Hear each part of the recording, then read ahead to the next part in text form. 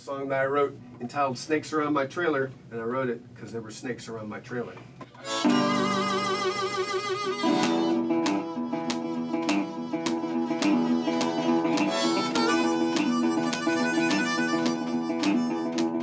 There's snakes around my trailer. I found a scorpion in my bed. Snakes around my trailer. I found a scorpion in my bed.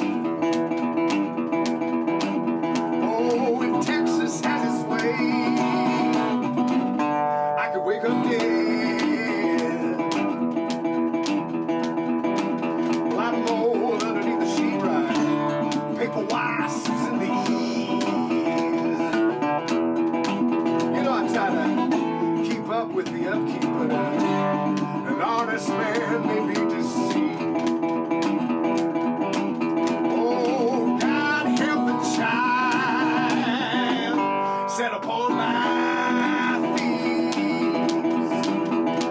Now it's a jacked up day where I'll wake up and I'm already late. Through the front door, wonder what I'd run for. My fate, if Texas had its way, I'd be gone without a trace. 100 right behind me to take my place. Hot sun walking in the red clay, and it cracks like a shame.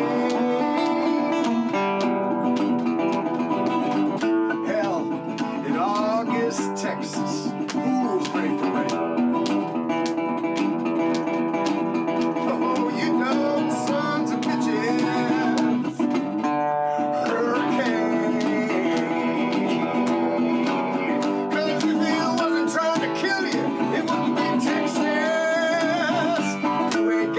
Fight, you won't make it easy.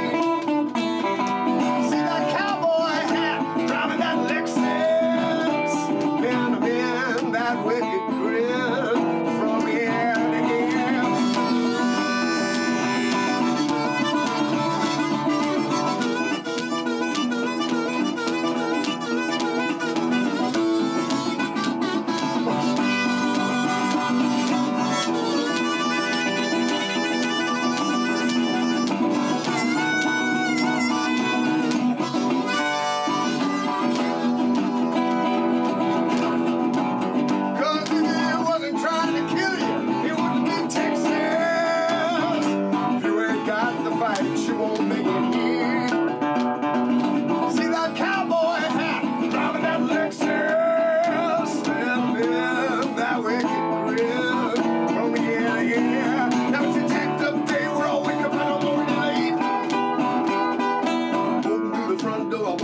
Run for my fate.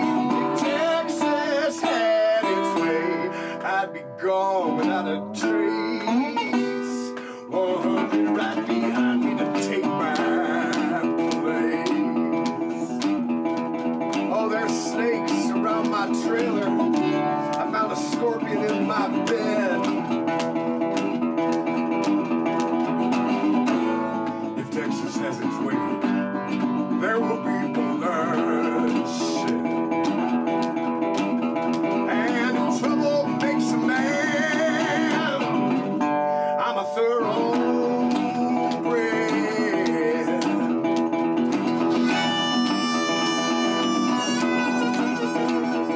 Texas,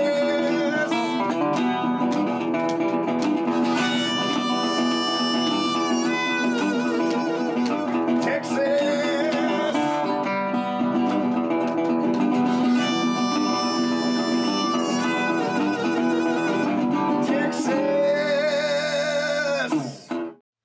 Hello and welcome to the third ATX Music Talent Artist Showcase. I'm Jonathan Clegg, and I have a very special OG, Austin legend, Guy Forsyth with me.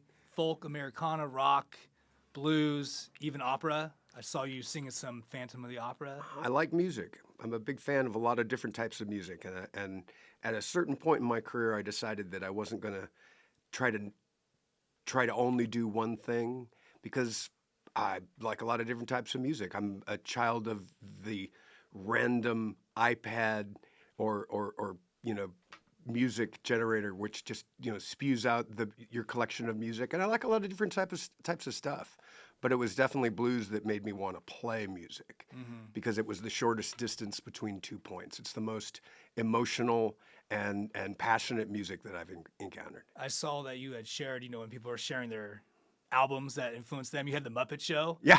And at first I laughed at that. I didn't know you were joking. But then when I found out about your history with the Asylum Street Spankers. Asylum Street Spankers. Yes. And the whole hootenanny vibe there. And I was like, oh, maybe this was not a joke. The Muppets are great. I can totally see that vibe. No, it's not a joke. It was really influential for me because, I was a kid when it was on television, and I could watch it every day when I got home from school, and the joy in it, it's hilarious. It's funny. Jim Henson was a genius, and the way that he told that whole story from both behind the stage and in front of the stage really spoke to me because I did theater when I was a kid, and the showmanship in it, the sort of old world showmanship in it, Which you definitely have it. Well, I thank you, and you honor my teachers, and I would say Kermit the Frog is definitely one of my teachers. And when the Asylum Street Spankers started, it was an all acoustic 10-piece band of, when I say all acoustic, we wouldn't use microphones. We eschewed any use of electricity at all because the roots of the music, the way that you approach a guitar when it's plugged into an amplifier as opposed to when it's just an acoustic guitar in a room is totally different. Well, you captured that group vibe, that party group vibe. Yeah. Really well, I thought. Pussycat song. I don't know if you were involved, if that was after your time. Well, I mean, there are lots of Pussycat songs. This Smoky Dopey. Yep. My daughter was just listening to these songs. I was like, these are the wrong songs for you to start quoting. But one of our good friends started a cat grooming business. She loves cats, so I shared that song. I don't know if you were part of that era with those guys when that song came out. Well, but that's how you got your start, right? I started the band, and I was already living in Austin. I moved to Austin in 1990, and I moved to Austin from Kansas City. And I just turned 21, and I had a couple friends who were living in Austin that I had met when I was working doing Renaissance festivals, which is also great. Next weekend. Great training as a performer, because it's environmental theater, 360 degree. You're interacting and improvising with people constantly. And it's also a great petri dish to explore art, and because in a situation like that, you'll have an interaction with someone, and then you'll turn around and you'll go have an interaction with someone else, and you can reinvent yourself constantly through the day, or reinvent your shtick, the thing that you're trying to do. So it's it's not a way that you get rich, but it's a great way to play. Have you heard of the Tiny Minotaur? No, I have not heard of the Tiny Minotaur. So it's on East Chavez. It's new. It's a membership only, but you can get day pass. But it's like all Renaissance, L.A. Hollywood studio quality settings, and they encourage you to dress up. But it's 21 and over. Oh, that's fun. And they do have like bards and all that kind of stuff. It seems really fun. We want to try that, so maybe that's something you should check out. That sounds like fun. I'd like to see that. You'd be a great guest there, I'm sure. For those of you who don't know, Guy is a staple of the Austin music scene. He's helping keep the Austin music scene alive with his dynamic performances. I can attest to that. I just last minute got a chance to see you last night, and you're very charismatic, very energetic, very talented. I can see what everybody was talking about. It's just very contagious, your attitude up on stage and your talent. So I'm very honored for you to be here. You're somebody who I never thought would say yes to coming on the show so soon. And I'm so excited to have all the younger generation, my friends, and people I know who are going to love this. Very, very excited. You have won Best Male Vocal in 2005. You've won the same award again in 2017, I believe. You've been recognized for Soul Funk. I've been, I've won a number of different awards in the Austin Music Chronicle awards, at least, right? Readers Poll, yeah. That's awesome. Yeah, it really is, and usually what that shows is that you had a really good year, because you're influenced by how much people see you. It's hard to really argue that it's merit based as much as it is hustle based, because it really depends on getting out and getting in front of people, because it's a reader's poll. Not to say that the people that win don't deserve what they get and don't deserve to be, given accolades, but also there's so many great musicians in this town that some I've gotten to play with, some I've just gotten to enjoy, but it's hard to compare musicians, right? It's hard to compare. Well, that's where your personality comes in, because I don't even know you, and I already feel like I know you better than I should, and I'm already like, oh, when can I talk to this guy again? You're very fun to talk to. I can already tell that. So I think when people see keep raising that bar. It's going to be hard to beat this bar. You're easy to. You're very memorable. So I know there's lots of great musicians out there, but when you have the musicianship and the personality that you have, I can see why you do get voted in so many times. Speaking of the music scene out here, you've been a part of it for decades. Yeah. You've seen it change. Do you still think that it's the live music capital of the world? Well, that's what it says at the airport, so it's got to be right. And speaking of that, where's the music at the airport? When I first was coming here in 2017, there was music. It's still going on. There's still live music performance at the airport, which I sometimes get to do. It's fun to do. It's a nice paycheck in the middle of the day for a working musician. Well, I saw you just post saying that it'd be nice if you didn't have to do so much self-promoting.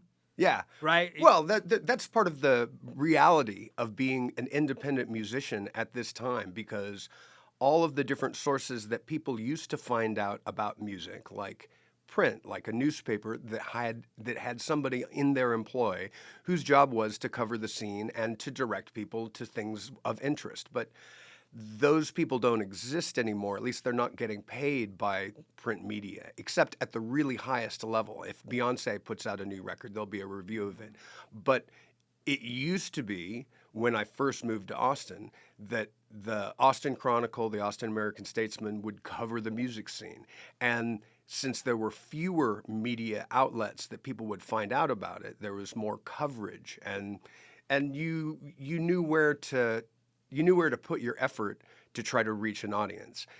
Doing things like this, podcasts, social media, all the different ways that you connect with your audience are essential for musicians now, because otherwise people just won't hear about it. Your phone gives you access to a huge amount of information if you know what you're looking for, but it's not really trying, its algorithm isn't really trying to serve you, it's trying to sell you. Well, that's why I did want to do a show like this, because being new to Austin and being very excited, and granted, COVID, we had to get through all that. I feel like the city still is trying to figure out how to bring back this music scene, because it's not as vibrant as I expected to be. It's still great and it's amazing, but I'm trying to do the show so I can bring the audience, or you to the audience, to their TVs, the phones, the social media, because that is unfortunately how it's working now. Yeah. And so I'm trying to introduce people and be a part of the scene. I wasn't sure how to do that by not really being in the scene, but I do understand more how social media and YouTube and those platforms work. So again, just honored that you're here. Just so excited to get your stuff out there and give it another push. I do appreciate it. Keep it going, man. You play the what's it called, the wash tub bass? Well, I that something new? wouldn't consider myself a wash tub bass player, but I have done gigs on the wash tub bass.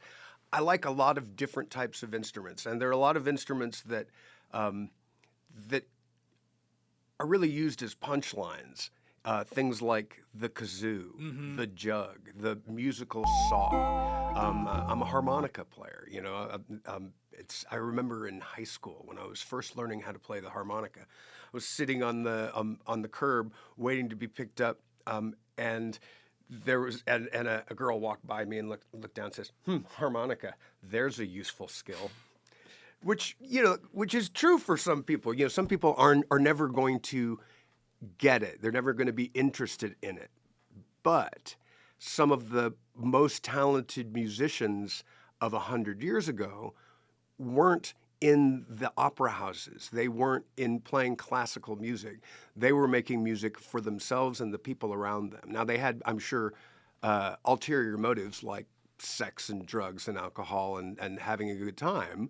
But also, at the dawn of portable recording technology where you could load up a 500-pound wire recorder in the back of your truck and go somewhere and record the music that was going on. The music that they recorded is fascinating and powerful, and the roots of hip-hop, the roots of rock and roll, the roots of Americana, the roots of country music, all these different genres that really filled out the spaces when people were able to sell music and they had to figure out which category to put it in. That music was all much more informed by the early music that was recorded in 100 years ago, because it's a continuation. It's a river, right? People are learning from the musicians that they're hanging out with, the generation immediately before that you come up seeing. And a lot of those people didn't have a lot of money. Most, like I'm talking specifically about Black Americans who were making music 100 years ago. And they had to use whatever they had around them. It's like early hip hop, it's like using a tape player and just making beats on that, and then using the tape player as your sound source and talking about what you want to talk about, not following somebody else's instruction. You're not playing in an orchestra. You're not learning a specific skill set that fits into this one thing. You're having to invent it all out of whole cloth, except, of course, for the musicians that you see around you. And that music, for me, catches my imagination. The reason why I started the Asylum Street Spankers is I loved this music, and I wasn't playing it. I played it at home, and I would play it in acoustic jams where you just like hang out with people. But everybody that I knew was like, oh yeah, this is really great. So why don't we just try to play some of this music and try to access the joy that's going on in it? And that was a big hit. Mm-hmm. The Asylum Street Spankers won the best none of the above band, shortly after we started playing. And it was just a different sort of thing that was very theatrical, because in order to get a crowd of people to shut up and listen to you play a ukulele without a microphone requires a lot of skill of just like working a room, working the people. You have to give people something interesting. There has to be something. There has to be a payoff. There has to be a reason why they're listening, and so it's fun. I like a lot of different weird instruments. Yeah, I've always loved harmonica. I think it's badass, but it's always popular. But I think it is having a resurgence. It's getting a little bit more hip because it's a lot. The Bob Dylan movies is coming out. Mm-hmm. A lot of folk artists at Wells. God, I can't think of anybody's name now. I'm on the spot. Have you seen that folk guy who's singing the social commentary songs? Yeah. Amazon, whatever. Yep. What is his? Jesse Wells. Jesse Wells. So I'm seeing a lot more people picking up the harmonica. So it's always good to see. It's something that you can get. It's like the if you want to play a piano, it fits in your pocket, right? yeah. Pocket full of soul is the expression that I've heard. It's a folk instrument. It's a simple instrument in that if you just pick up a harmonica and blow through it, it plays a chord, and so there's already an element of harmony there. If you just fool around with it, you can easily find a melody. It used to be a lot cheaper than it is now, because now a good harmonica can cost $70, but originally it was something that would be inexpensive and something you could easily carry. A good buddy of mine was just drunk. We went to one of his sets, and my daughter was with us. It was like the first time he met her, mm-hmm. and he gave away his nice harmonica to her, and I knew he was going to regret it because he was shit-faced. Timothy O'Neill, I'm talking to you, man. So I thought that was really sweet of him, but I was like, damn, man, this is a nice harmonica. So she's going to probably have this for the rest of her life. So thanks again, Tim. She's probably going to play now because of you, but it seemed to expensive. Ruined. Yeah, it was not a little plastic one. Speaking of sex and drugs and rock and roll and all that, what was your motivation for, when did you start playing music? Because you tear it up on guitar and everything, like you're saying, playing musical saw. Did you start at a young age? Was music around you besides just records? Was there anybody in the family? I didn't really come from a musical family. There was a piano in my house when I was young growing up, but I didn't play it. My mom had lessons, but she didn't play for her own enjoyment. My dad worked in the travel business, and at a certain point, I think after seeing the movie Deliverance, he got a banjo, and he worked on that for a while. But he wasn't wasn't really musical. Okay. But my parents had similar record collections when they met at the University of Arizona, and they got married. And Where are they from? Well, my dad was from back east. My dad's family had come from Scotland, and they lived in New York for a while. My grandfather on my dad's side worked for TWA, the airline, back when it was TA, Trans-America Airlines, and my dad also went into the airlines, worked for TWA for a while. He wanted to be a pilot, but his eyes weren't good enough, and so he ended up working as a salesman for them.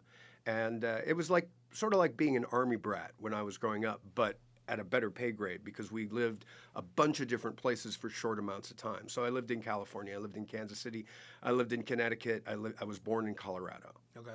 So I ranged around a lot. My mom's family, my mom was born in Portland, and my grandfather on my dad's side worked during World War II. He worked he worked breaking codes using the Japanese version of the Enigma device. So he worked in D.C. He was born in Japan, and he also spoke Japanese. He was the son of Seventh-day Adventist missionaries in Japan in the 30s. And so he spoke Japanese, and so he worked for breaking codes during World War II. Afterwards, he went into... Maybe he passed down his ear. Well, I guess so. Although he wasn't a musician, he didn't play music, but he went into he worked at colleges, and eventually was the president of the University of Houston, and so they were living in Houston when my mom and my dad met in the University of Arizona. They had a similar record collection, a lot of Western music, which was sort of a cool thing in the late 50s, early 60s. So that's like Marty Robbins, Sons of the Pioneers. Also a lot of Broadway musicals and stuff like that. So we had a stack of records. And when I was a kid, we had a little Fisher-Price record player. So at the same age that I was learning how to stack blocks, I was learning to drop the needle on a record player. My daughter just got one of those, and it brought back... I forgot about it, but when she opened it up, I instantly had all these memories flash back from having that as a kid, so that was really cool. Takes you back to all that. Yeah. And there was a mystique about listening to records, which I guess is different than people might find their exposure to music now if they're using their phone and Spotify or Apple Music or those different ways, because it was a physical artifact. Had a big picture on the front, usually have writing on the back. Yeah. And it required the effort to place it. I was just playing records at a friend's house 2 days ago, and I was holding a drink in a hand, and I was trying to get the record off one minute, and I couldn't, and I was like, am I doing something wrong? Am I being stupid? What's going on here? It's just like, oh yeah, 2 hands, take that thing off. And there's, like you're saying, there's something... so much more involved physically. It's a ritual. Yeah. It's a ritual. 2 hands, 2 hands. Oh yes, yes. And so it places the music in a higher place, right? It requires a certain amount of attention. You have to give a damn about it. You have to stir the pot. You have to flip the record. You have and to, you put it back, and you're looking at the sleeve, and all of a sudden you're looking at the artwork. And if you mistreat it, it'll skip. It'll break. It requires an investment, and the things that you invest in become important to you. And so music was important to me because I eventually knew all the different words on all the records, and I'd put them on and sing along. When did you realize you can sing? I remember hearing the song Time in a Bottle, Jim Croce, on the radio, and realizing I knew all the lyrics to the song and I could just sing it. And I would go to a place on a playground that had an arched cover that made a nice reverb sound where you could hear your voice coming back to you. And I would sing there, just sing the songs that I knew, and go, wow, this is great. It's like a party you can take with take along with you. Did you get early encouragement? Not really, because my family wasn't really artistic. wasn't. They weren't show people at all. You know, I hear that a lot of people are really uber talented, and there wasn't a lot of like patting on the back, like, heck yeah, son, go off and do that because you're great at it. It's kind of like, how did you go through all these years being this good, and your family wasn't like, okay, forget school, you're going straight into the music business. But, yeah, I guess not everybody's wired that way. Right, and as a parent, I'm a parent too. I'm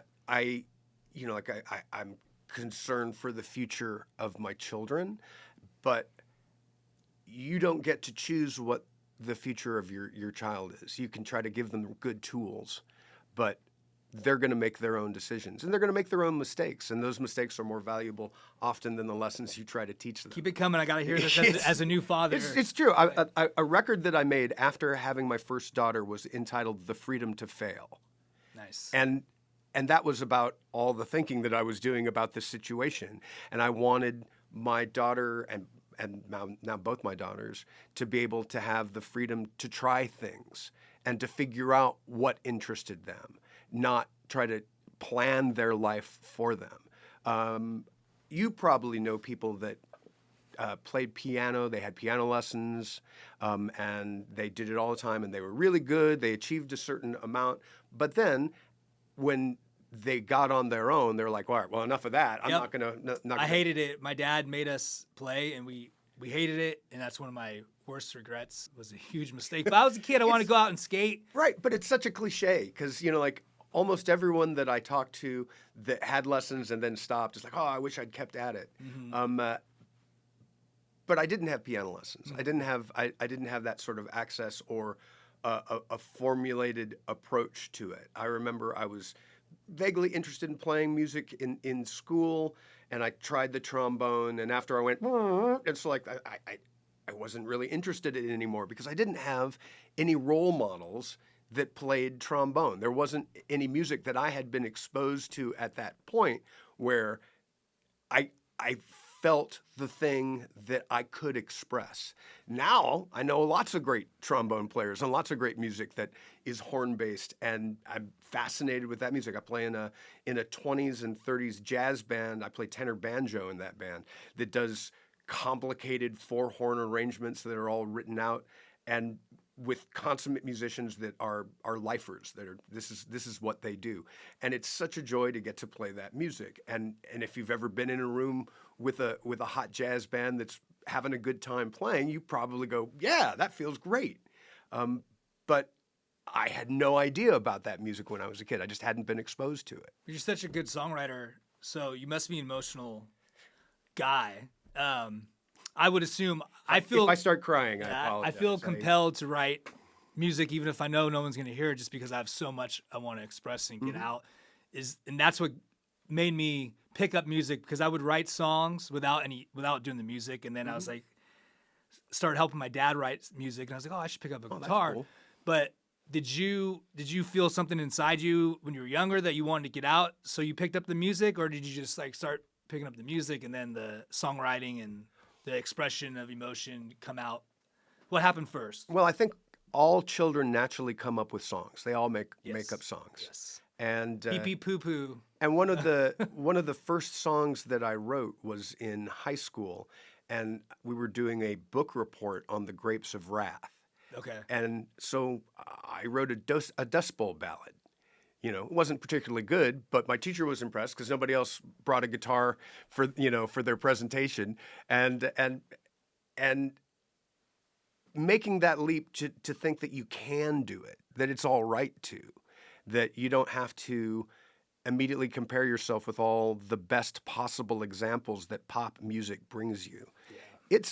It's hard to pick up the guitar after being a Hendrix fan and realize that it's not nearly as easy as Hendrix is making it look. My dad always tells a story about Hendrix. He says, people are like, oh my God, what was it like hanging out with Jimi Hendrix? And they're like, it wasn't as cool as you think, because all he wanted to do was play that guitar and be in a room with that guitar. And so it's like the dedication to be as good as he was. You have to be hyper-focused on it in order to achieve anything.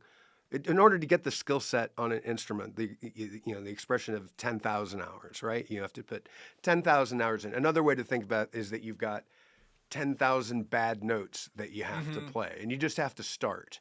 And you know, you'll make mistakes. It won't be ideal. It won't be the thing that you're chasing. If you have a favorite musician or a favorite song, it's hard to just jump to that place. And of course, we all want to jump to that place because we want the thing that we want. But if you don't put yourself below it and work at it, you don't get the skill set. You know, like it's the repetition required to play the guitar is large. It takes a good bit. It's a folk instrument. You can learn how to chord and strum pretty fast. And when I first borrowed a guitar from I had a friend who had lost both of his arms in an electrical accident. He climbed a power pole. This had all happened before I met him. He had an articulated hook. He had about this much of one arm. He could write with it. He got laid before anybody. He could kick the hat off your head from 10 feet away. He was a really great guy, and he had a guitar, and he taught me how to tune it with his feet. Oh, wow. Yeah. He also played harmonica. You know, he had harmonica that he would play with his hook, and so I borrowed a guitar when I was 16. I had another friend who played guitar. I actually had a couple of friends who played guitar, and one played electric and would play lead lines and was really good. His name is Matt Ristrom, and he makes amplifiers now and guitars and stuff. And my other friend, Grant Watts, got a 12-string guitar. And I remember when the Challenger disaster happened, the space shuttle that was launched. I watched it live in kindergarten. Right. Same here. I mean, like, I wasn't in kindergarten. I might be like a year or so older than you. But but the next time I saw my friend Grant, he had already written a song about it. You know, he wrote this song that used the images of Daedalus and Icarus in it. And I was just like, you could just do that. You could just write a song about something. And it was like giving permission. It was like, and so it opened a door for me. And it wasn't that I was thinking of this as a career path. Yeah. I was less interested in most pop music, and I had already begun to be fascinated with early music. I remember when I was a kid in California listening to the Dr. Demento show. Do you Where remember? did you live in California? In La Cañada, Pasadena. Okay. I was young, you know, but the Dr. Demento show is a show of all novelty songs. You know, like the funniest, weirdest stuff that he could come up with. He's a huge record collector and has a massive record collection. But he puts a show together where he just plays the funniest and most unusual music that he could find. And I loved that show as a kid. And one of the things about that show is that he would play a lot of old music. So he might play a 78 record. And so if you're not familiar, records come in different sizes and they rotate at different speeds. When they were first introduced, they would go around 78 times in a minute. So that's a 78 record. A 33 goes around 33 times. 45 times. So those old records, those old 78 records, they don't have a lot of bass. They don't have a lot of treble. They have sort of a mid-range bump. And so it sounds like this, you know, you get this whole old-timey radio or old media, because that's what the analog recording of the time could represent, could capture.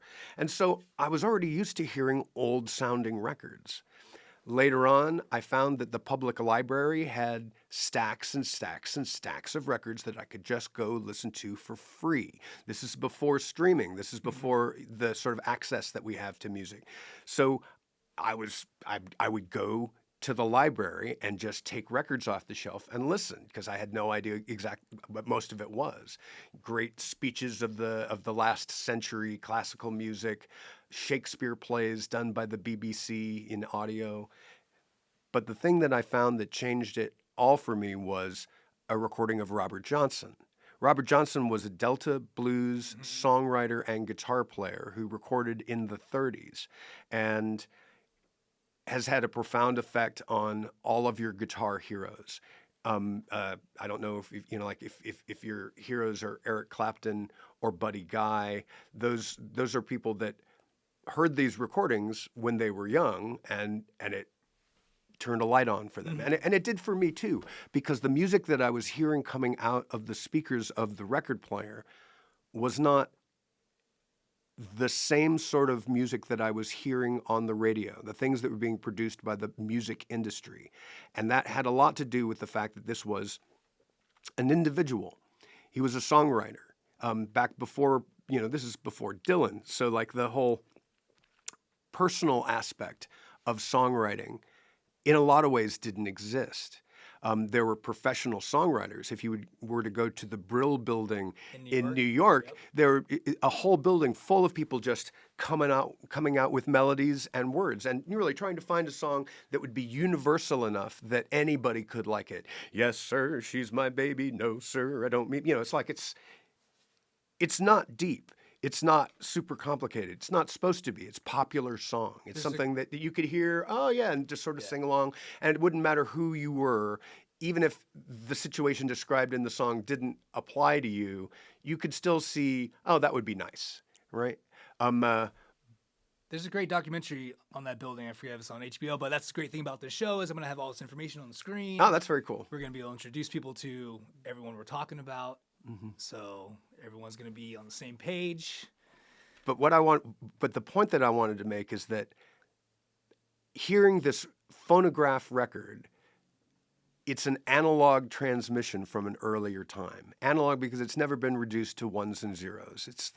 It's the vibration that was transmitted into the grooves of the record, and then being re-engineered through the stylus and the record player. Well, it's so much warmer, and that's why I think that music is making a comeback to kind of combat this digital age.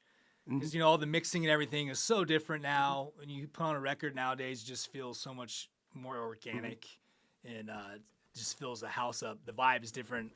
That's what I feel. My dad gave me his record collection. Speaking of all those little small ones, and I wasn't aware of all the different sizes. Can you play the small ones on a regular player? It depends on the player. Players will have different speeds. I don't imagine. I think most have two. Mostly it's 45 and 33 because the 78 record, people don't make 78s anymore. Yeah, I haven't seen and if you are interested in playing a 78, you probably need to find an older player, although some players are made with that speed. So you can find them, but it's just not average, right? It's not you're going to have to find one that works that way.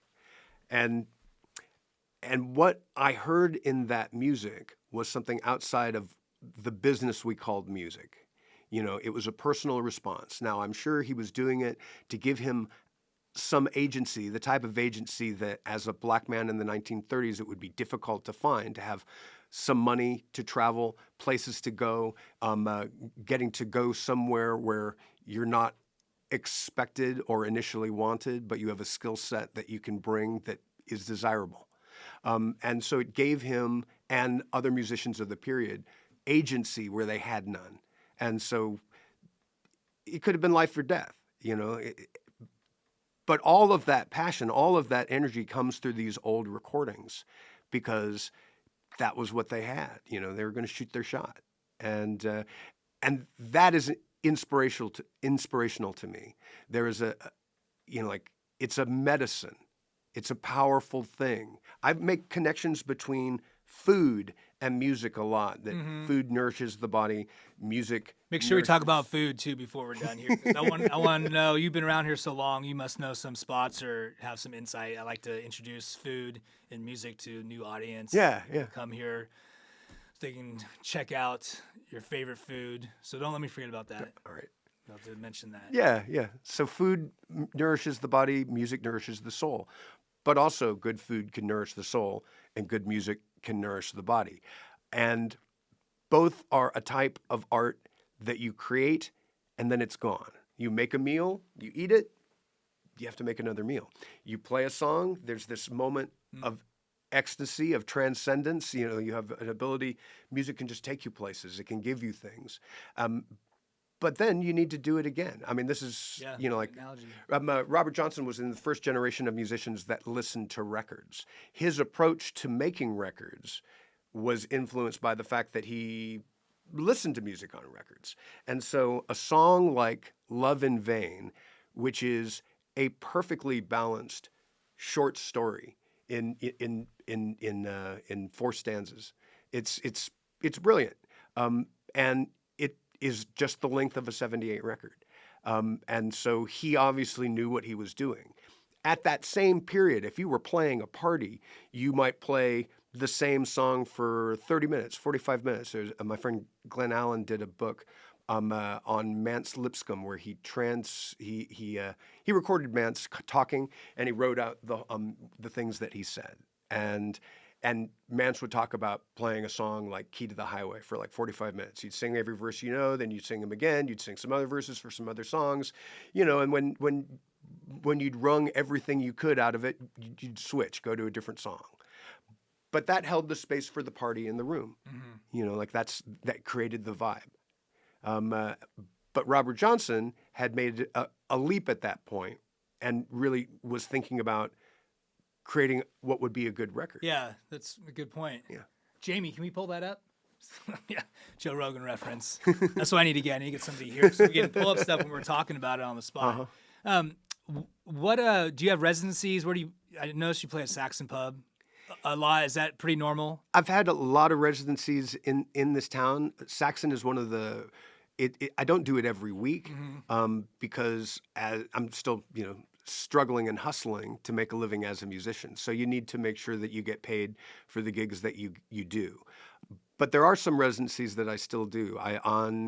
On Sunday, I play at El Mercado with the Purgatory Players, which is a gospel brunch. It's non-denominational. They serve alcohol. We don't care how you get the spirit. We just want you to be there. But it raises money for the Central Texas Food Bank, so it helps feed people. And I get to play with some of the best musicians that I know in Austin, like Rich Brotherton and John Chipman and Scrappy Judd Newcomb.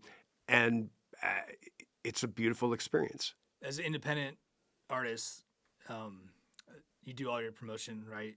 I'm assuming. Do you have a manager? Do you manage yourself? I have a manager. I have a booking agent. My wife, Jessica Forsyth, she does excellent stuff with social media. She's active and helps a lot doing that too. So I do social media to try to drive people to the shows, let people know when I'm playing. Yeah, I always see her popping up. Yeah, she does a lot of shows. She does a lot of good work. What are your tips for people out there who are trying to go your route? Because the people I've had on here, they have mentioned that getting paid out here is kind of funny. You can get screwed at any venue, but there's that guy, Austin Music Love, Johnny God, man, I'm messing up everybody's names today. Austin Music Love, he created like a glass door for musicians. I don't know if you're aware of this, where you can anonymously go on and report what the venues are paying. And I thought that was a cool resource because some artists are being told they're going to get paid this certain amount and they aren't, or somebody else is getting paid $700 and somebody else is getting paid $100. It's definitely true, and I think that it is good for musicians in general to share information about their experiences of working with venues and working with people. Although there is an element of that where people are still having to hustle, and so there's always going to be an element of competition anywhere where there's money involved. And you sort of need to make a decision at some point about what's important to you. And I think that it's really important that I support music wherever it happens. Like I used to have opinions about music where like, this sucks. I like this, but I'm much less interested in my own opinion about whether this particular example is good or bad, because I would much rather have people playing music. Art is subjective. What I like is not going to necessarily be what you like, which is fine. People would be much better served each listening to the music that they want. There's so much music going on right now. It's coming out at the rate of something like 16,000 uploads to iTunes a day. Do you think you can make a living off of just bouncing around here in this town? Was there a point in Austin when you could just comfortably know you were going to get paid for gigs or be able to afford rent by playing? Is it up and down? Is there do you think it's coming back here? Well, I still think it's a hustle. Yeah. am lucky enough that I haven't had any real problem with getting paid something that I've been promised, because it helps having a booking agent, contracting gigs.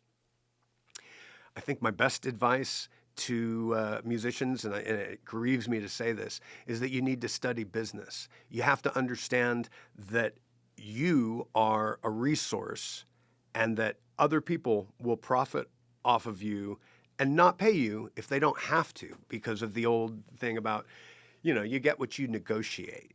And it's not necessarily good. And people who are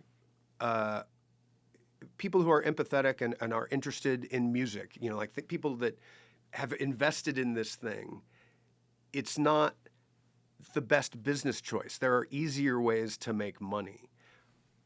But music is important.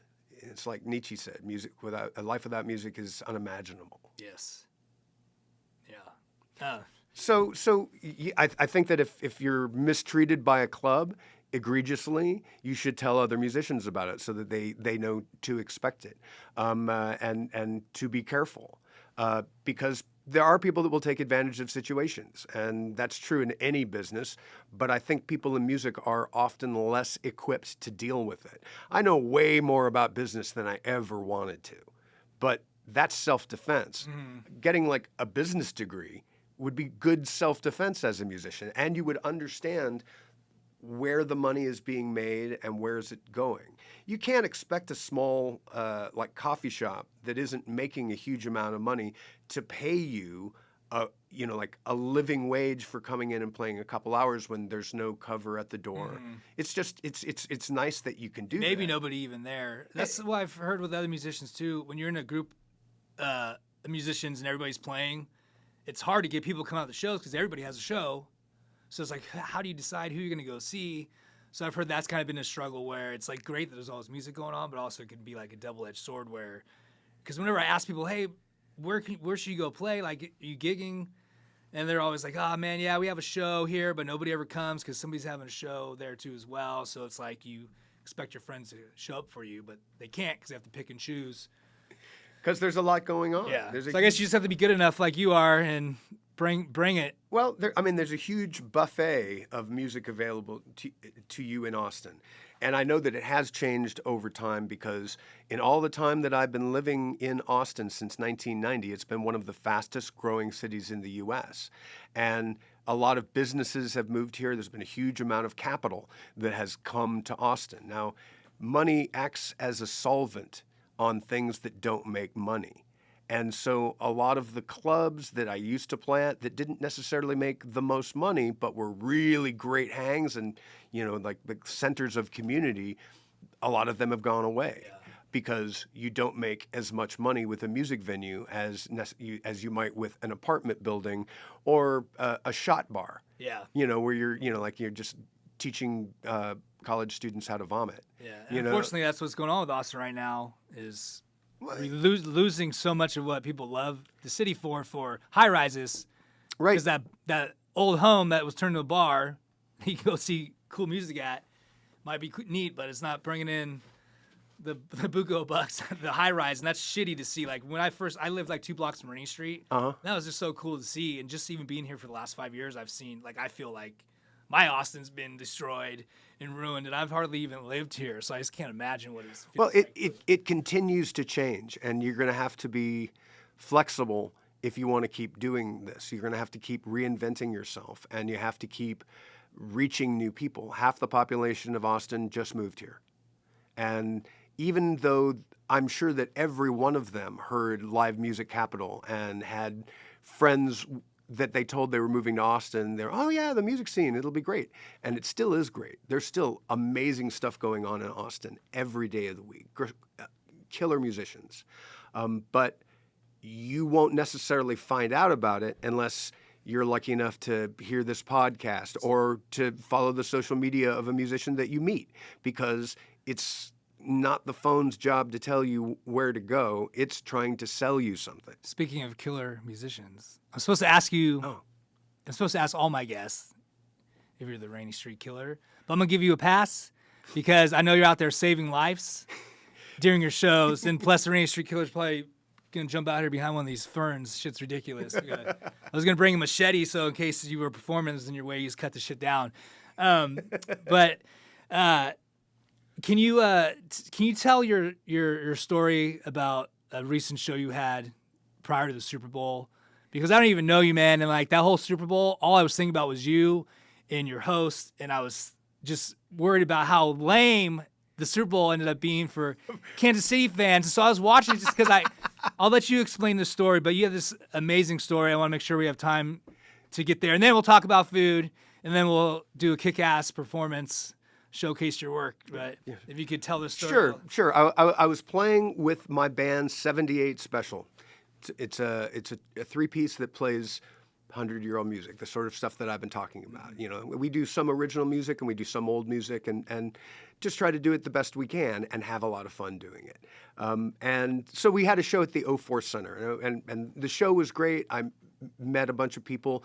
I met this nice couple, one of whom, Samantha, is mostly blind. She asked if she could video some of it because she can put it on a really big high-resolution screen and enjoy some of it that way. And I talked to her husband, Terry, and they bought music, and I signed a bunch of CDs. And then I was packing up to go, putting all the instruments away.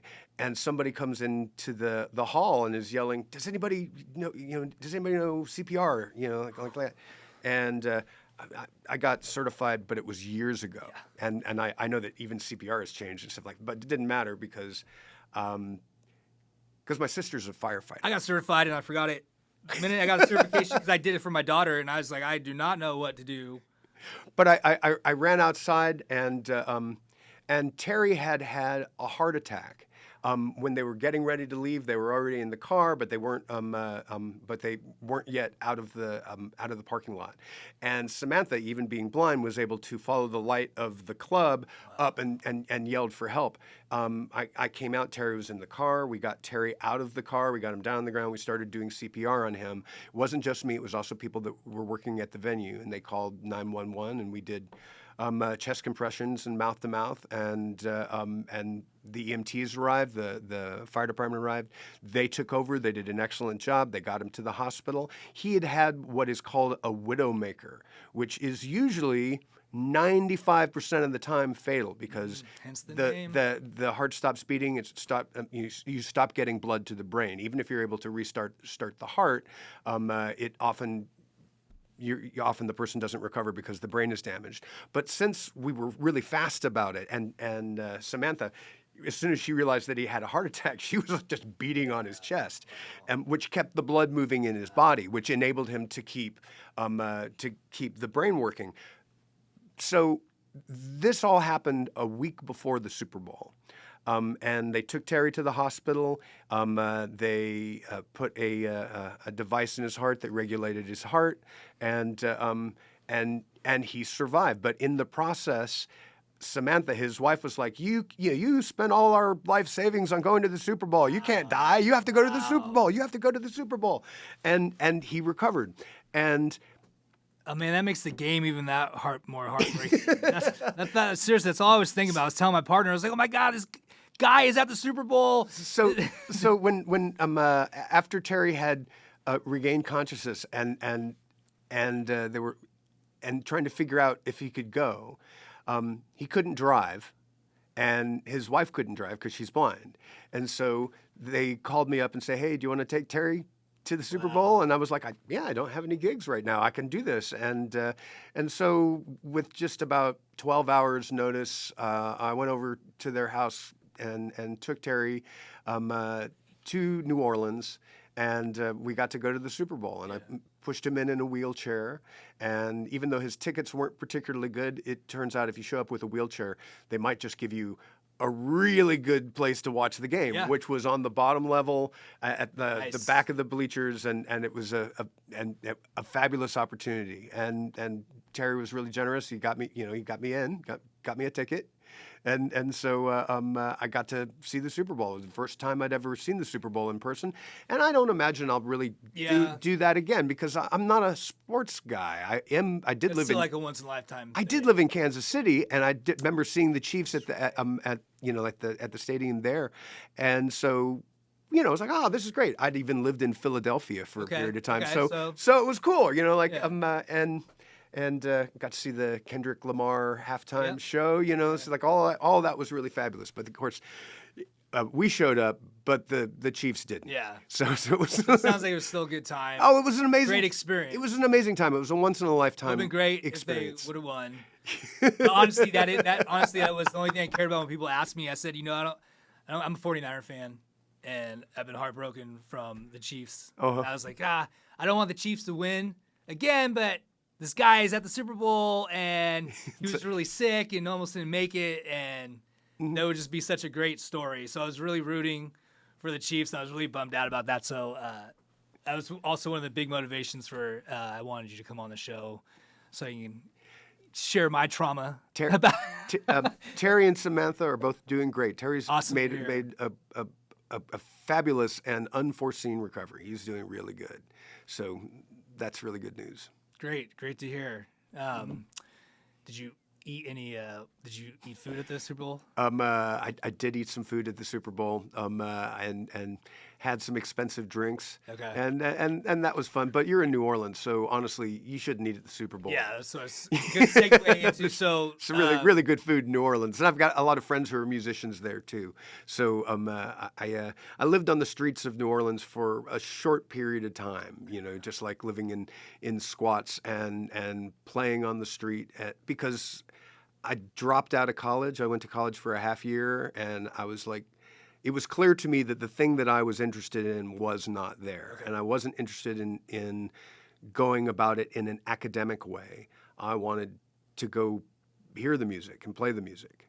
I didn't necessarily want to talk about it, although I enjoy talking about music and I appreciate all the questions, stuff like that. But I went down to New Orleans and lived on the street there to find out more about the music. And if you go to New Orleans now, you see lots of street kids who are living on the street playing traditional music. It's interesting. So where would you recommend?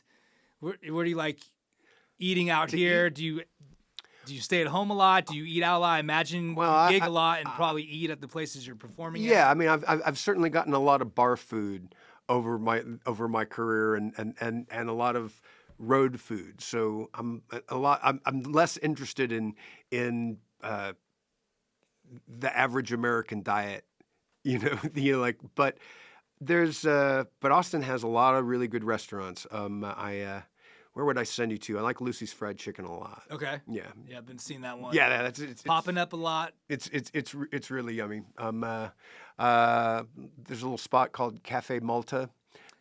Which we live near it. Yep. You should go there.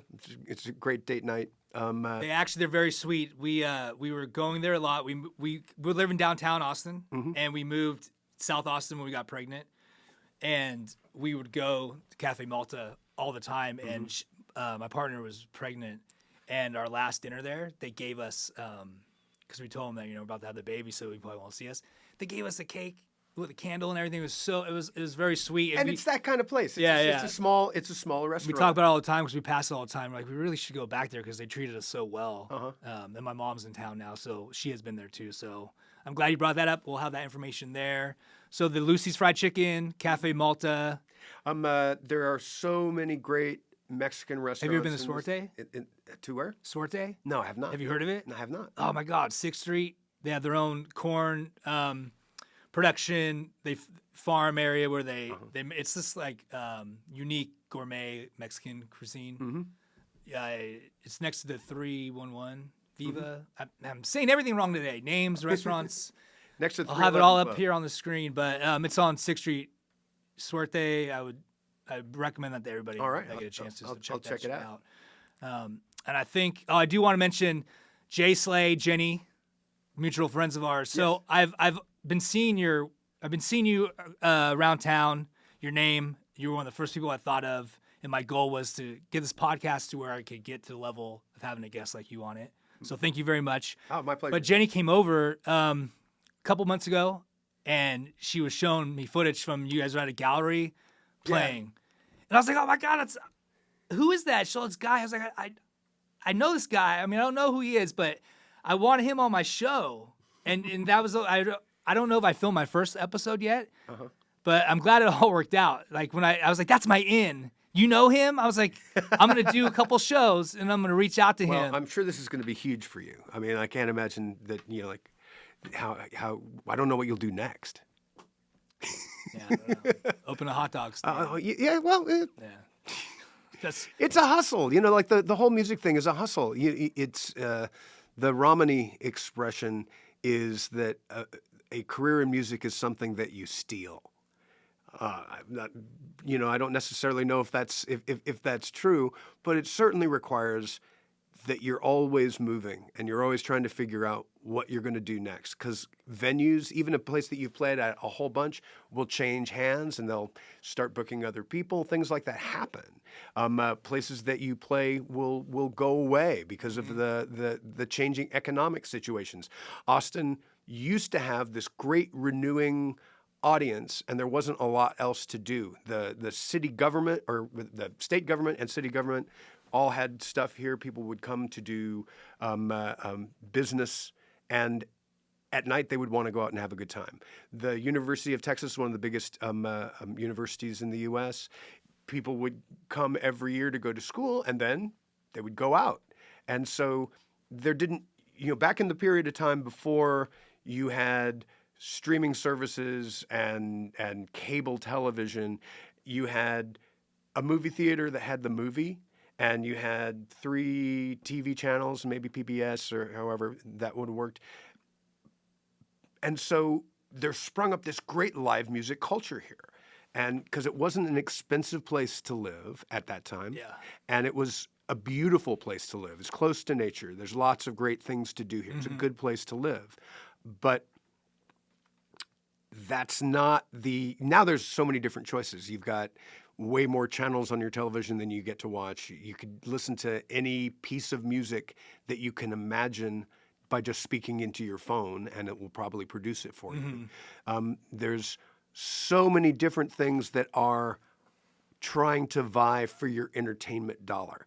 So musicians at one point were the go-to, but now there's lots more. Well, what's scary about that, I can go home right now and I can say, hey, go to an AI program and say, hey, write me a song about cupcakes in the style of Guy Forsyth, and it will take your voice and it will do that shit. Yeah. So, well, let's end it there. No, we can't end it there. The whole AI thing, it's plagiarism software.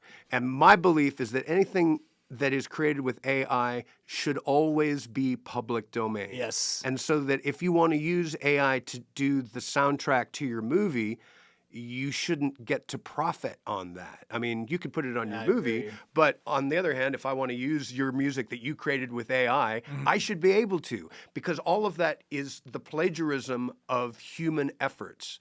Except, of course, to the degree that AI is now looking at other AI and generating new things based on AI. Now that takes this bell curve and makes it a straight line. We're in deep shit trouble for sure. So AI is never going to answer your questions and your desire for understanding the world. Poetry doesn't come out of AI. It comes out of people, and AI is just putting it together in a slightly different way. Now, AI should be really good at doing things like running businesses and diagnosing medical conditions. Those things, make really good sense. Yeah. Not music. I understand why somebody who's trying to put together a presentation of some kind that wants music or images and finding an artist to make those things is expensive. But if you use AI, it's plundering the work of those musicians, and it's getting rid of the job that they would have had that would have paid for the art that they're continuing to make. So AI is not good for people. Well, I'm glad we're talking about it, because Austin's set to be the #1 city for smart city. It's on the fast track. AI can do a lot of really great things, but keep it out of art. I mean, because can you not see something like, and I'm sure that this will change because things get better and better, and certainly we're going to blow a huge percentage of the world's resources, water and electricity, doing AI. Yeah. So, it does have a cost. It's just that cost isn't borne by the person who's getting the benefit from it in the same way. Skynet, man, is happening. I think the movies that they've been producing in Hollywood the last 30 years have all been like rituals to make it happen, put it out in the collective consciousness, and then they create it because everything. I'm a big science. When Terminator came out, the year that the robots took over was 2024. What's happening now? So shit's crazy. It gets me fired up.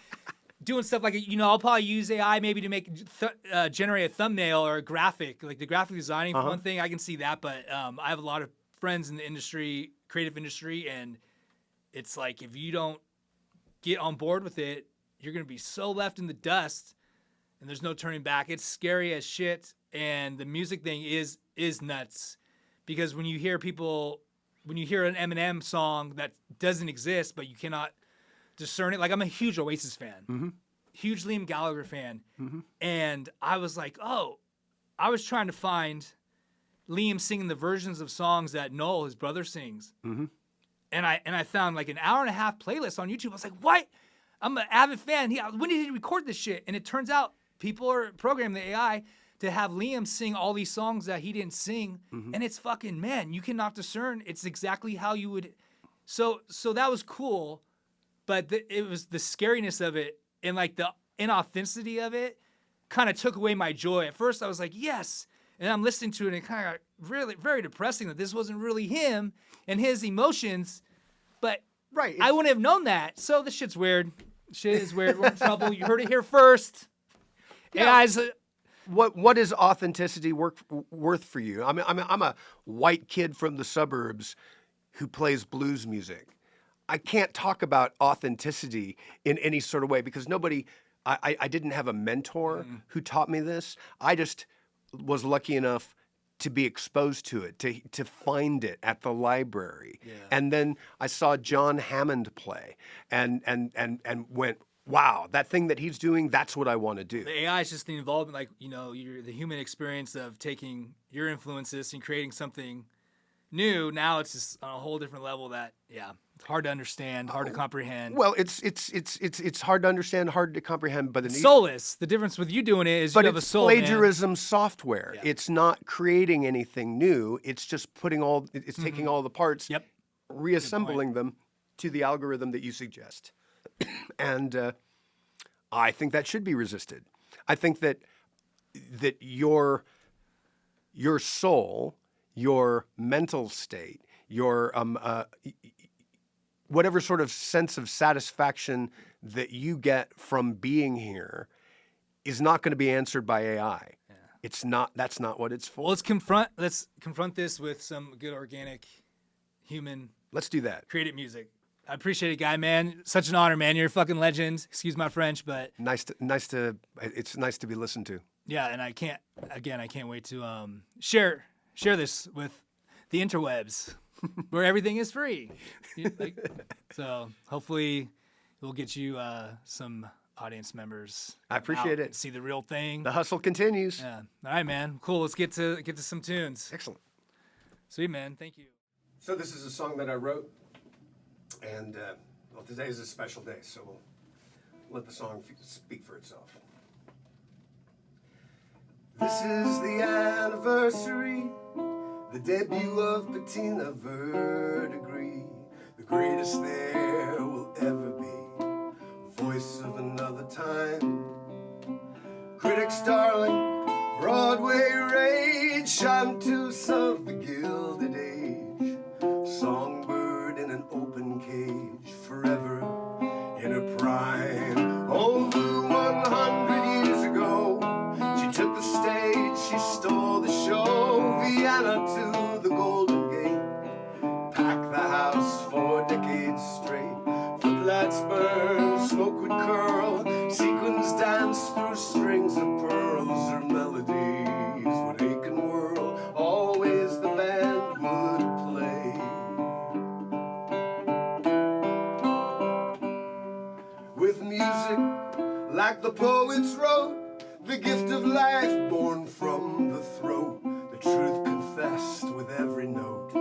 Bettina Verdigris sang the classics, made them hers. Ancients went back and changed the words, influencing songs of birds. Bettina Verdigris.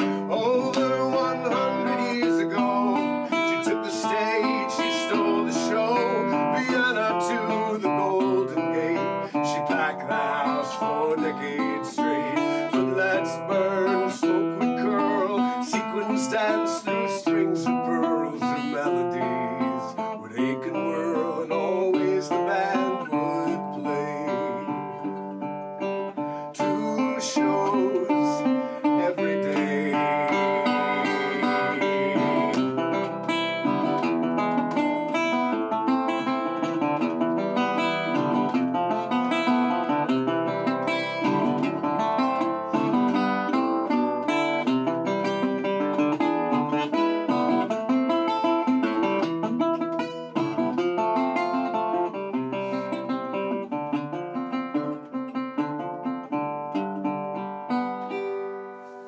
Now eventually she disappeared. That's where the history gets weird. The crowd dispersed, they finally cleared a name from the marquee.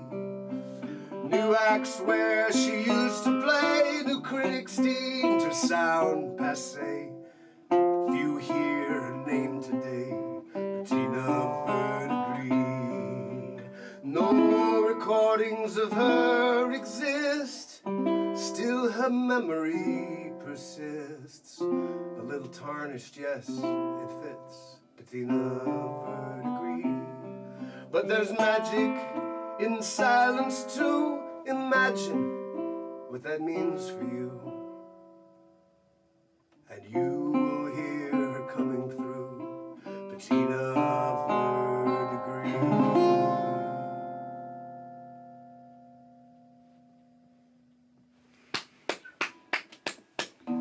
So the most recent piece of music that I've put out is an EP entitled Writer, and I'm going to do some of the songs from that right now. I wrote this song with my friend Mark Addison.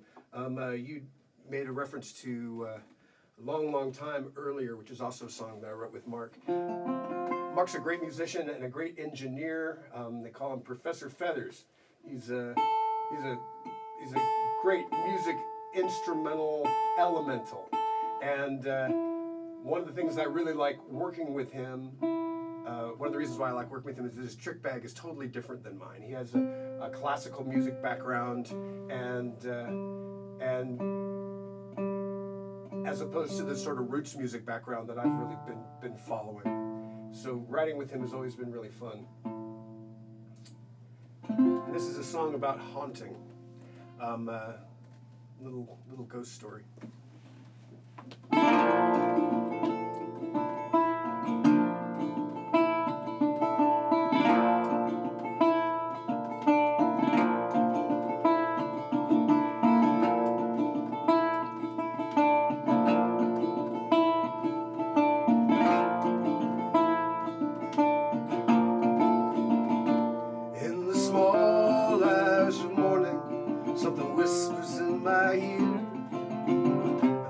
Accusations no one wants to hear, a laundry list of reasons to be dissatisfied. You know you've got a rider when you carry this inside.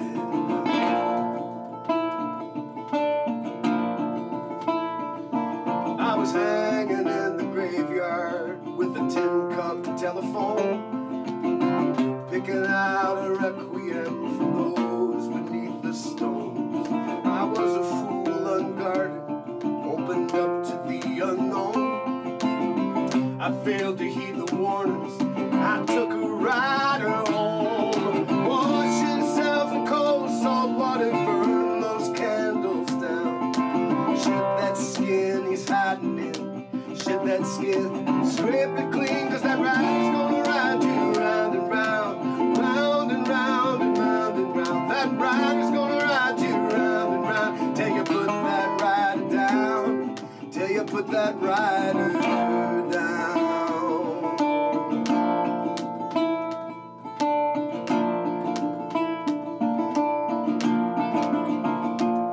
Now I can see that you've got a rider you picked up along the way. Don't know where he's going, don't know how long he'll stay. He's got his own agenda, he's got somewhere to be. Got yourself a rider, and now you won't take me.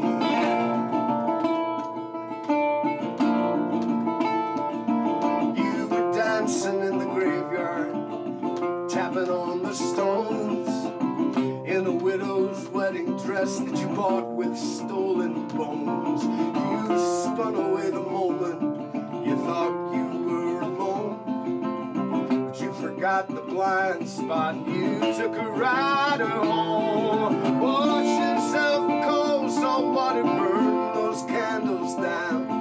Shed that skin he's hiding in, shed that skin, scrape it clean, 'cause that rider's gonna ride you round and round, round and round and round and round. That rider's gonna ride you round and round till you put that rider down. That rider's gonna ride you round and round, round and round and round and round. That rider's gonna ride you round and round, round and round and round and round. That rider's gonna ride you round and round, round and round and round and round. That rider's gonna ride you round and round till you put that rider down, till you put that rider down.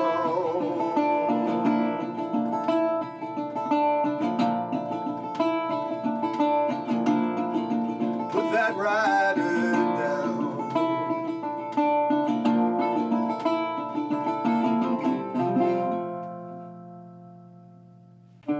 So this next song is another song that I wrote. I wrote this one by myself, and I had parts of this song with me for a long time, and it's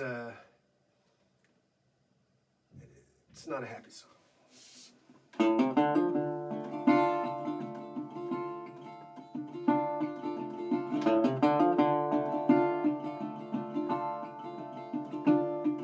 Now even as a child I knew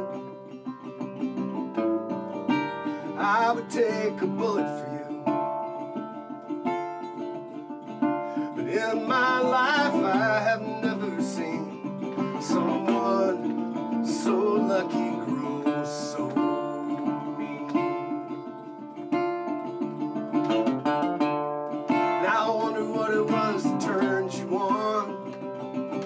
A point and click solution and the problem's gone. You always liked your hands clean, and to manifest the promise of a new machine. Now there's an Armalite rifle underneath your bed, brass bright jacket and a heart of lead. Backhand of God, I heard it said, that Armalite rifle underneath your bed.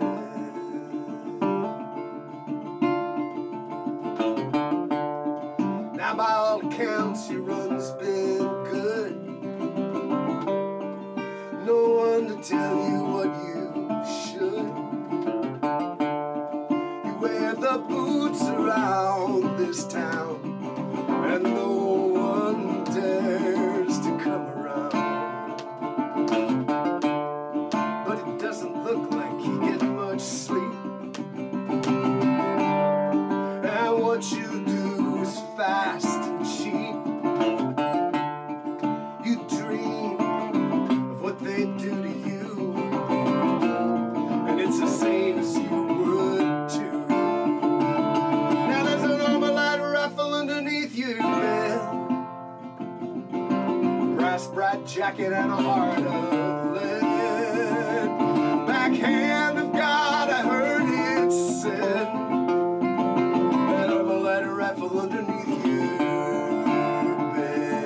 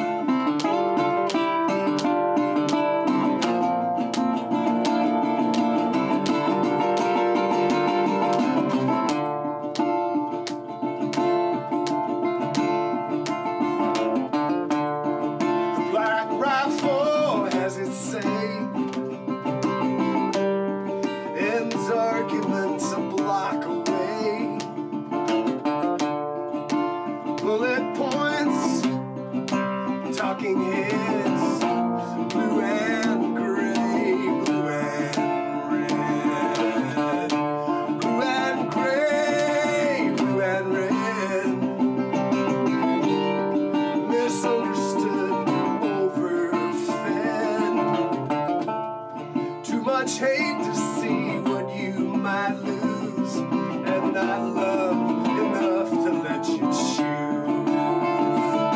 Now there's an overnight rifle underneath your bed, breast bright jacket and a heart of lead. Backhand of God, I heard it said, that Armalite rifle underneath your bed. Armalite rifle underneath your bed, breast bright jacket and a heart of lead. Backhand of God, I heard it said, that Armalite rifle underneath your bed. Armalite rifle underneath your bed. Armalite rifle underneath your bed.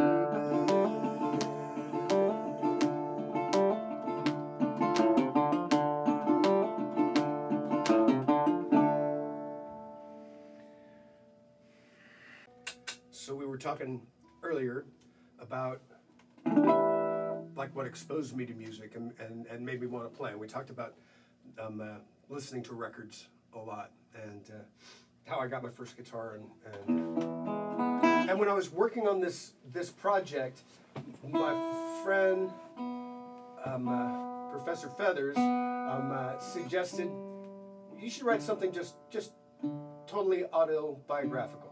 You know, just like tell me your story in music.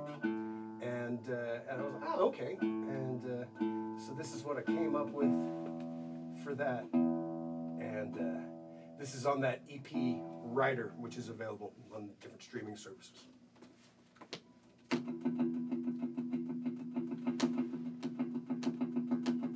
A little wood, a little wire, small Fender amplifier, slight magic made by hand. It was something I could understand. I got nothing from the place I was. School days just because somebody wants you in that office chair, working while they don't see you there. Well, I have tasted the sacred wine, felt the tug when the stars align. There is only one God I know, and that's the one yelling, go cat go. So get up, get up, get up, get up, get up, let it go. Get up, get up, get up, get up, get up, let it show. Don't you think it's time to know things you can control? Don't let it, you'll never know.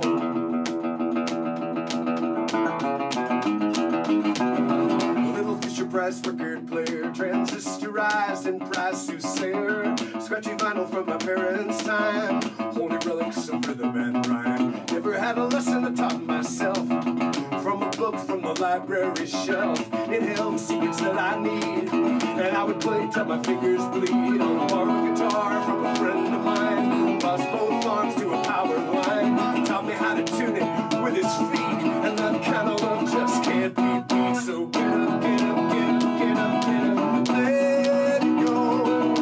Get up, get up, get up, get up, get up, let it show. Don't you think it's time to love things you can control? If you don't let it, you'll never know. I'm here to testify. I know I'm a lucky guy just to have this chance to sing and to play. This music, it ain't mine, but it's with me all the time, and I just gotta give it away. That's what brings me here, tickling your ear. Hope you'll play with me, invest in ecstasy. You decide what you're about. You can sit and wait your sentence out, or you can live life like a song, and we can sing along. Get up, get up, get up, get up, get up, let it go. Get up, get up, get up, get up, get up, let it show. Don't you think it's time to love things you can control? If you don't let it, you'll never. Get up, get up, get up, get up, get up, let it go. Get up, get up, get up, get up, get up, let it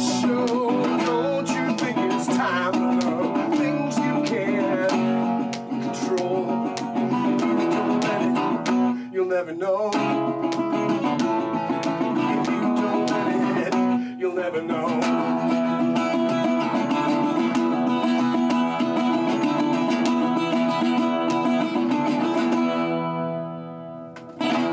Fire!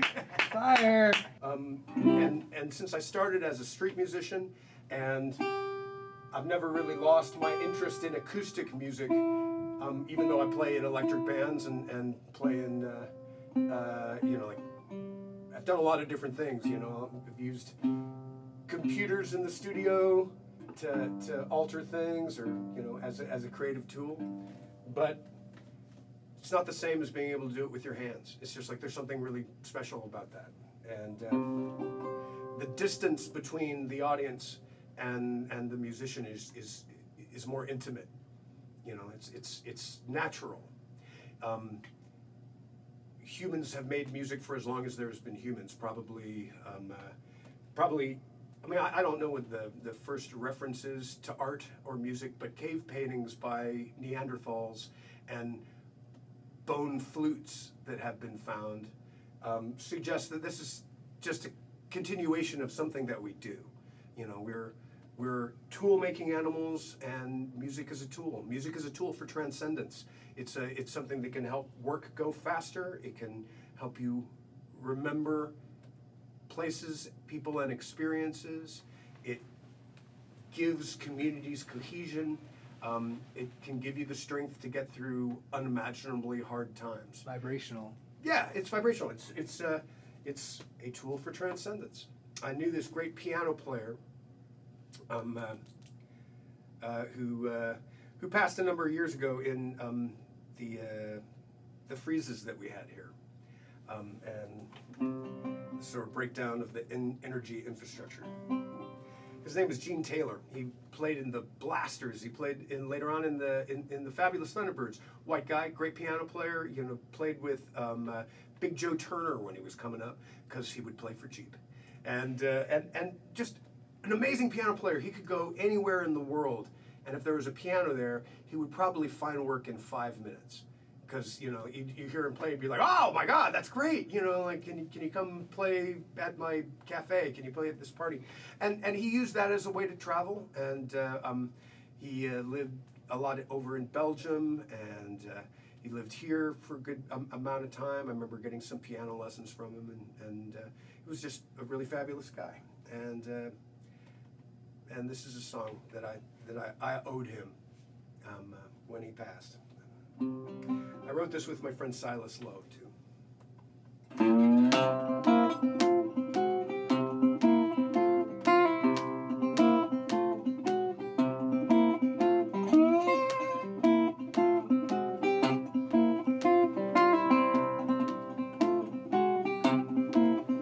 When the pipes all freeze and you want to leave, my eyes shuts down the road. We got rolling blackouts, rocking Texas on account of all this cold. Now there ain't no salt, ain't no plow, barely more than corn insulating the house. Those folks in the high rise still got the bright lights, but those on the edges are struggling and dying. Right here in Texas, where all the best is in that year of 21. Now there were hard times behind us, but they don't mind us, 'cause worse was yet to come. 6 days in, down to 6 degrees.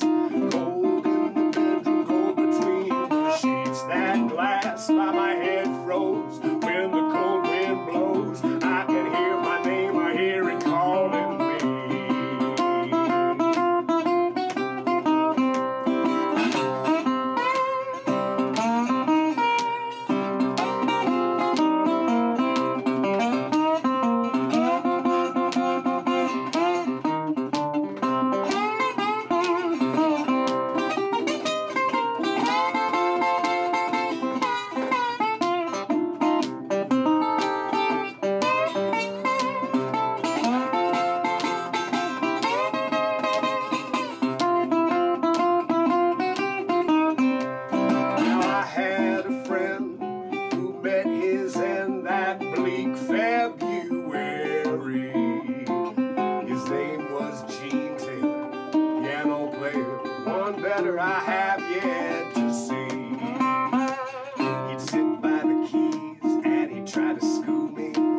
bachelors and slides and hard times on the road with JT. But now that light has gone out, and no matter how I shout, Texas has only blue silence for me.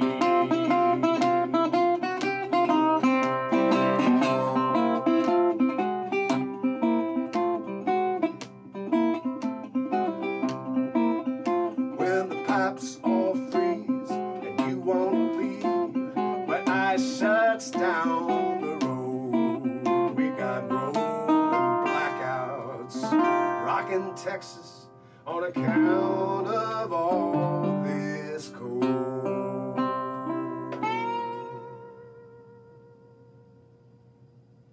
Yeah, and the critique is really about the power grid and they just have maximized profits and made it so that it's the laws around power plant development, electric grid, and stuff like that, incredibly complicated and written by business. That's one of the things about legislation in Texas is that it's almost all the laws come from business interests. So they really don't protect people unless things have gotten so bad that you can't get elected unless you address it. And I'd like to think that it would be addressed before it reaches critical failure, but that's not the way that humans work. Yeah. Like if people just want to keep their their gravy train, it's because it's a competitive, right? It's a competitive world, and people who see it as being like a win-or-lose situation. Snakes outside your trailer, man. Yeah, that's it. How you feeling? You got a couple more to you? I got a couple more. This is the song you mentioned, Long, Long Time. Oh, sweet. Which is a little different on just... Yeah, but probably... But we'll give it a try. Probably better, if not as good. Also a song they wrote with Mark Addison. And he had an idea for a chorus. He didn't have any words, just hey, it's, what about this? And I had a bunch of things I'd been complaining about, and so it took about 15 minutes to rhyme them. Yeah. Well, it struck me in the heart because it reminded me of my childhood with the comic book references and the Star Wars reference, and can't wait for everyone to be introduced to it. It's a great song. Thank you. It's been a long, long, long, long, long, long, long, long, long, long, long time. It's been a long, long, long, long, long, long, long, long, long, long time. When I was a kid, I used to drive airplanes with stars and bars, shooting down airplanes adorned with hammers and sickles. I bought 100 water guns so I could save the world, saving my lunch money and stealing my father's quarters, dimes, and nickels. I discovered religion watching Luke Skywalker rescue Princess Leia and destroy the Death Star by letting go and closing his eyes. And I devoured comic books. Three-colored mythology taught me right and wrong. And if you believe, you can fly. It's been a long, long, long, long, long, long, long, long, long, long, long time. Long, long, long, long, long, long, long, long, long time. I remember hearing songs about trains and feeling the rush of wonder at the possibility the world was infinite and accessible all at the same time. And then it was songs about highways and Born to Be Wild with a red Corvette, and the road went on forever in my mind. But now the highways are jammed bumper to bumper with stinking SUVs and two-story pickup trucks that can drive over anything except the two-story pickup truck right in front of it. Now all the highways look the same. Starbucks and Walmart's jammed the feeder roads. We don't know red line that says we live under it.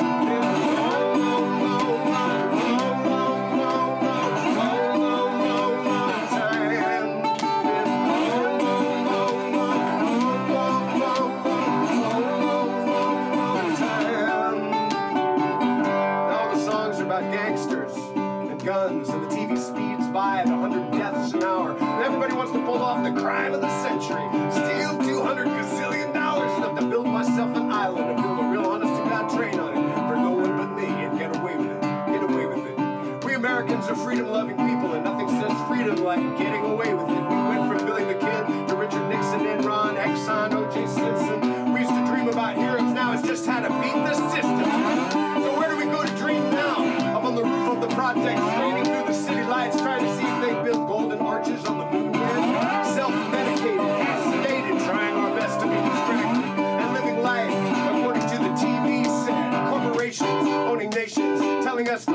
gas station is the only safe way to win the human race.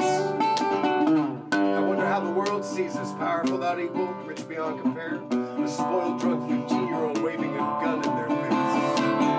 It's been a long, long, long, long, long, long, long, long, long, long, long time.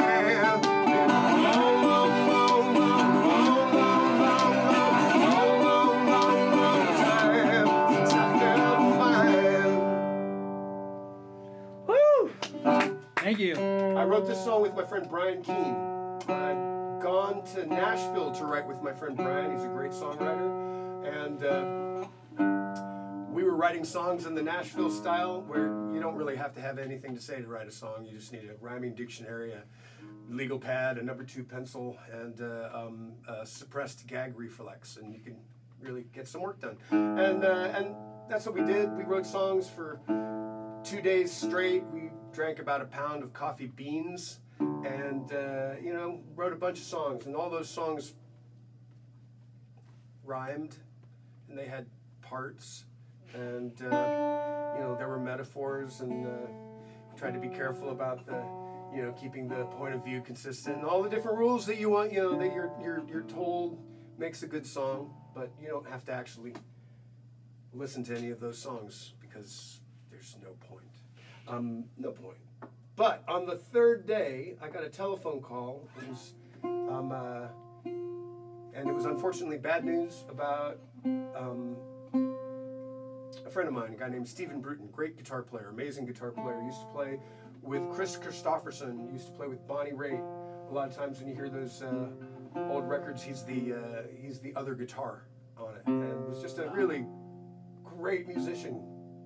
But he got sick, and he beat it back, and he had this great 3rd act in the way that Americans aren't supposed to be able to do, and got a lot of his accolades and stuff while he was still alive, which was a really good thing.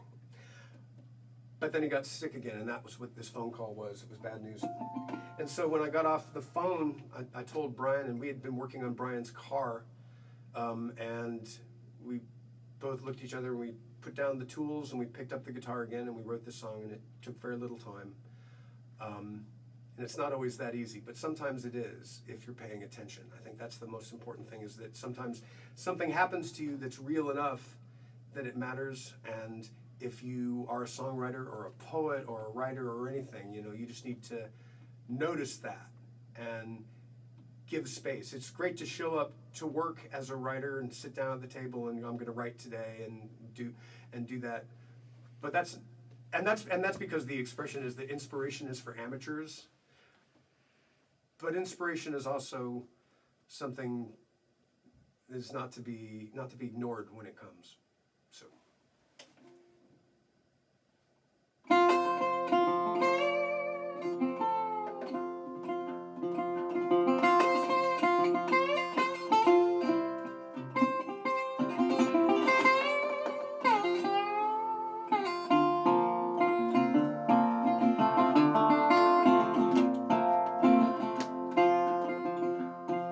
I only want the things that matter.